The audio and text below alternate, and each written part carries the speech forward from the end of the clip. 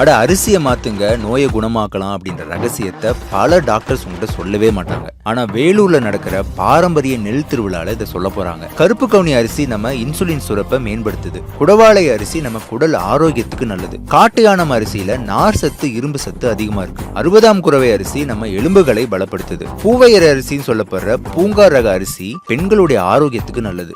இப்படி பலவிதமான நோய்களை குணப்படுத்தும் பாரம்பரிய அரிசிகளை எந்த கெமிக்கல்ஸும் போடாம விளைய வச்ச விவசாயிகள் இந்த திருவிழாக்கு வராங்க. அதுதான் ஹைலைட். இனிமே உங்க வீட்டுக்கு ஆரோக்கியமான இந்த அரிசி வகைகளை நேரடியா விவசாயிகளோட நிலத்தில இருந்தே ஆர்டர் பண்ணி வாங்கிக்கலாம். இது எப்படி இருக்கு?